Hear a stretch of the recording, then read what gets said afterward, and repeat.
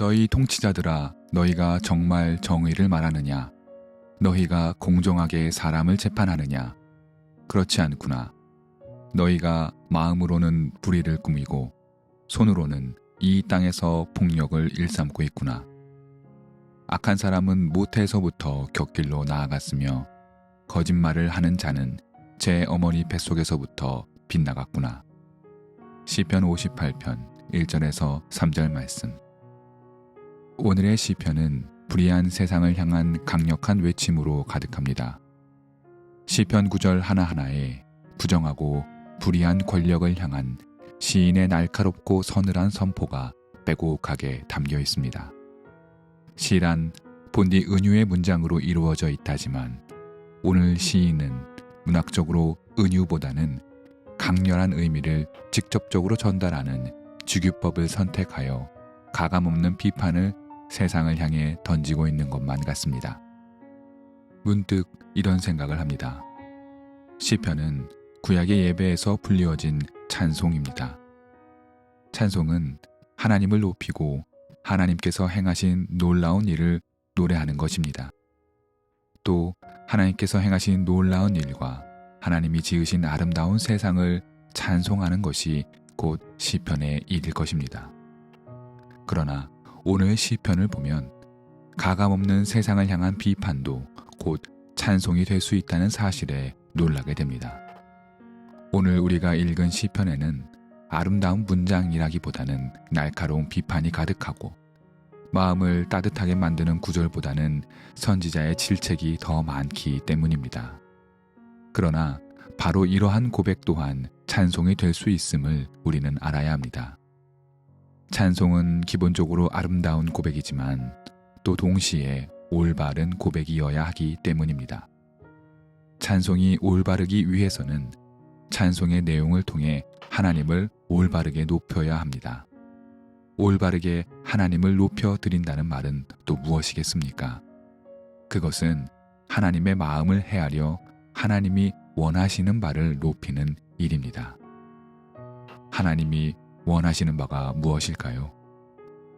오늘 시인은 세상 통치자들의 불의함을 강력하게 질타하고 부정하고 불의한 방법으로 재물을 축적하고 평범하고 약한 사람들을 윽박지르는 세속 권력을 향한 강력한 견제가 바로 하나님이 원하시는 일이라고 들려주고 있습니다. 따라서 악인들을 향한 저주에 가까운 오늘의 시편이 다름 아니라 하나님을 높이는 찬송이 될 수 있는 것입니다. 오늘 시편을 자세히 보겠습니다.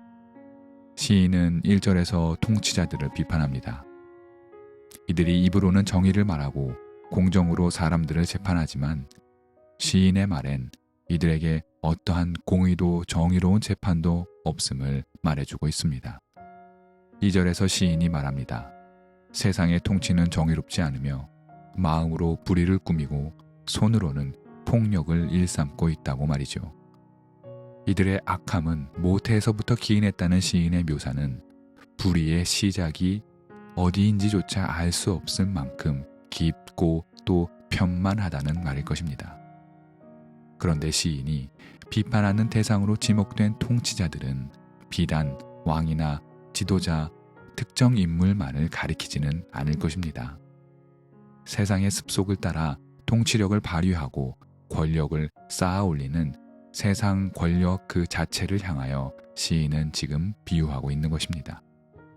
세상의 권력과 권위가 올바르게 작동되지 않고 거짓과 속임수로 망가져 버렸음을 시인은 통렬하게 지적하고 있습니다. 세속의 권위가 이렇게 불의하게 작동되고 있다는 시인의 일가를 보며 어쩌면 세상의 권력이 단 한 번이라도 의롭게 작동된 적이 있는가 우리는 묻지 않을 수 없습니다. 인류의 역사 속에 훌륭한 왕이 없었던 것은 아니고 좋은 통치자가 전무했던 것도 아닙니다. 이른바 평화로운 시대가 없었던 것 또한 아닙니다.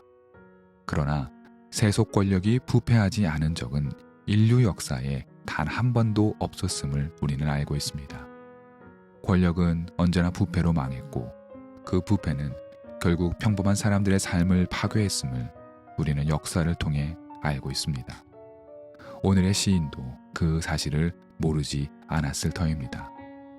시인 또한 다윗의 통일 이스라엘 시기의 벅찬 감동을 알고 있었을 것입니다. 또 솔로몬 성전의 위용을 모르지 않았을 것입니다. 그러나 시인은 그러한 영광의 시기뿐만 아니라 유다와 이스라엘의 분열, 하나님의 기름 부은 왕들의 잇따른 타락, 성정 권력의 부정과 부패, 그리고 하나님을 떠나갔던 이스라엘 민족의 역사를 알고 있습니다.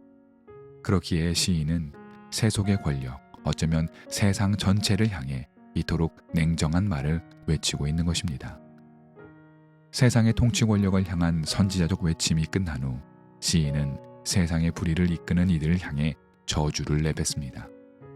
거룩한 성경에, 그것도 시편의 시인이 저주를 한다는 말이 이해하기 어려울 수 있습니다. 그러나 6절 이후로 이어지는 식구들은 저주가 분명합니다. 저주라는 말 이외의 다른 것으로 이 문장들의 진위를 표현할 길이 없습니다. 저주의 내용을 들여다보겠습니다. 시인은 불의한 권력과 통치자들의 일을 부서뜨리고 급류에 휩쓸려 버려달라고 말합니다. 겨누는 화살은 관역을 빗나가게 하고 사람의 형상을 갖추게 하지도 말아달라고 하나님께 간청합니다. 저주 가운데서도 무서운 저주입니다. 우리는 다시 한번 물을 수밖에 없습니다. 하나님을 찬양하는 시편의 내용으로 이러한 저주가 올바른지 말입니다. 앞서도 말씀드렸듯 시편은 찬양이고 찬양은 예배 가운데 울려 퍼졌습니다. 그렇다면 오늘 이와 같은 저주 역시 무려 예배 가운데에 울려 퍼진다는 말이 됩니다. 저주가 예배 가운데 나올 수 있는 것인가? 어려운 문제입니다. 그러나 오늘 말씀 역시 시편이고 곧 하나님의 말씀입니다. 오늘의 시편에도 하나님의 마음이 담겨 있다는 뜻입니다. 그렇다면 비록 저주와 같아 보이는 오늘의 시편도 하나님을 향한 찬양이라는 뜻이 됩니다. 저주가 어떻게 하나님을 향한 찬양이 될 수 있을까요? 이것을 이해하기 위해서는 찬양의 본질을 알아야 될 것입니다. 찬양은 본디 하나님을 향한 인간의 마음을 담습니다. 우리의 언어와 몸짓으로 고백하지만 그 대상은 오로지 하나님 한 분뿐입니다. 우리는 찬양으로 하나님을 높이고 또 하나님께 우리의 마음을 전합니다. 따라서 오늘의 저주는 저 악한 세상 권력을 향한 저주와 분노를 우리가 직접 우리의 손으로 해결하겠다라는 다짐이 아닙니다. 시인의 저주는 하나님께 드리는 부탁입니다. 우리의 분노와 통탄할 마음으로 저주의 말을 쏟아내었지만 심판은 분명 하나님께 해달라는 부탁의 말, 그 모든 심판은 오로지 하나님께 달려있다라는 말이 됩니다.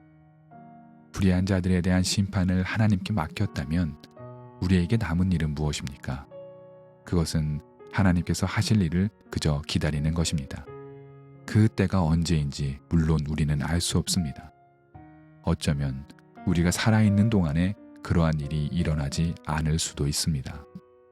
그러나 하나님을 마음에 품은 우리 그리스도인들은 그 때가 언젠가 그러나 분명히 임할 것임을 믿는 사람들입니다.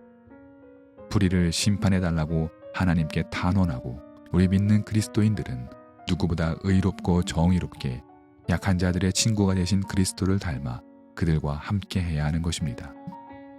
그럴 때에 시인의 고백처럼 언젠가 의로운 사람이 악인이 당하는 보복을 목격하고 기뻐하게 하시며 악인의 그 피로 그 발을 씻게 하는 역사를 보게 되며 과연 의인이 열매를 맺는구나, 과연 이 땅을 심판하시는 하나님은 살아 계시는구나 하고 말하게 될 것입니다. 불의로 가득 찬 세상 권력을 향한 선포를 담은 오늘 시편 58편이 오늘을 사는 우리에게 복잡한 의미로 다가옵니다.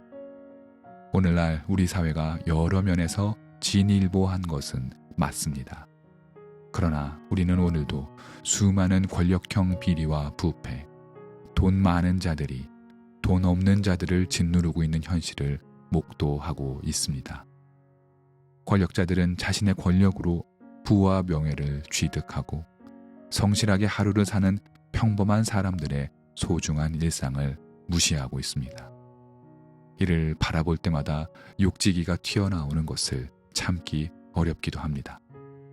그러나 여러분 기억하십시오. 악을 악으로 갚는 일은 어리석은 일입니다. 우리는 오늘의 시편을 묵상하며 우리 또한 시인의 마음과 같다고 고백해야 할 것입니다. 그리고 세상의 불의한 권력과 악한 일을 하나님께서 올바로 바로 잡아주시기를 기도해야 할 것입니다.